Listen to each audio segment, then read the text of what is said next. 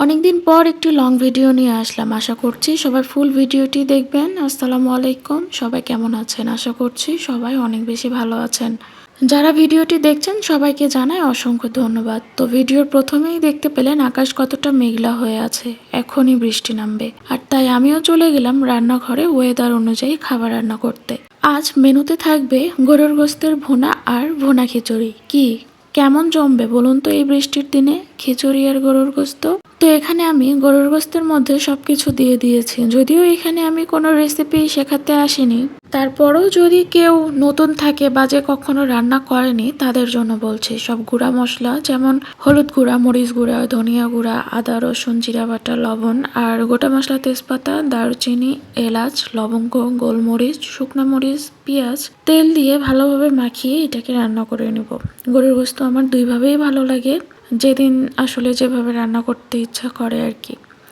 আজ হাতে মেখেই রান্না করলাম। এই তো আমার রান্না প্রায় শেষের দিকে। আমি এটাকে আর একটু ভালো করে কষিয়েই নামিয়ে ফেলবো। গরুর গোশত আসলে যত বেশি কষানো হয় এর টেস্ট ততই ভালো হয়। একটু সময় নিয়ে রান্না করতে হয়। এরপর আমি খিচুড়ি রান্নার জন্য কড়াই দিয়ে দিলাম পেঁয়াজ, কাঁচামরিচ, তেজপাতা, একটু গোটা মশলা যেমন এলাচ, দারচিনি, গোলমরিচ আর গুঁড়া মশলা, সেম ইনগ্রেডিয়েন্টস।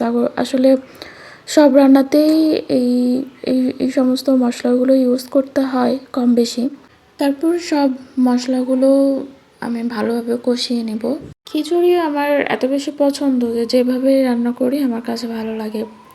এই তো মশলাগুলো কষিয়ে নিচ্ছি। এখানে আমি একটু তরকারির ঝোল দিয়ে দিলাম আর সাথে দিয়ে দিলাম চাল ডাল ভিজিয়ে রেখেছিলাম আমি।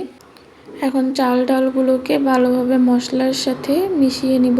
মশলার সাথে চাল ডাল কিছুক্ষণ কষিয়ে নেওয়ার পরে আমি এখানে অ্যাড করেছি একটুখানি ঘি, যেটা অনেকে রান্নার শেষে, আমি নিজেও অনেক সময় রান্নার শেষে ইউজ করি, বাট আজকে আগেই দিয়ে দিলাম। আর দিয়ে দিলাম পরিমাণ মতো পানি।